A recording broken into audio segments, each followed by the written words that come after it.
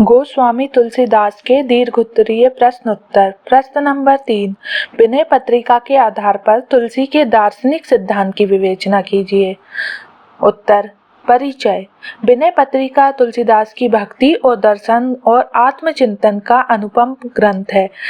इसमें वे श्री राम से विनय करते हुए मानव जीवन, माया, ईश्वर और भक्ति के दार्शनिक पहलुओं को उजागर करते हैं। पहला, भक्ति का मार्ग। तुलसी के अनुसार मोक्ष की प्राप्ति का सर्वोच्चतम साधन भक्ति है। वे ज्ञान और कर्म मार्ग की अपेक्षा भक्ति को सरल और सुलभ मानते हैं। उदाहरण यहाँ बताया गया है कि श्री राम की भक्ति जड़ से चैतन्य बना देती है। दूसरा है शरणागति का सिद्धांत। तुलसी कहते हैं कि जब तक जीव भगवान की शरण नहीं लेता तब तक वह माया में फंसा रहता है। पूर्ण समर्पण ही उद्धार का मार्ग है। उदाहरण नाथ दीन दुख भंजक सुखदायक भक्ति है तू। तीसरा, राम का सगुण स्वरूप।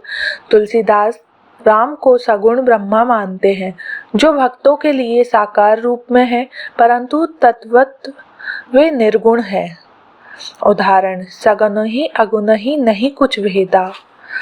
चौथा, माया और जीव की स्थिति। तुलसीदास मानते हैं कि माया से मोहित जीव अपने कर्तव्य से भटक जाता है।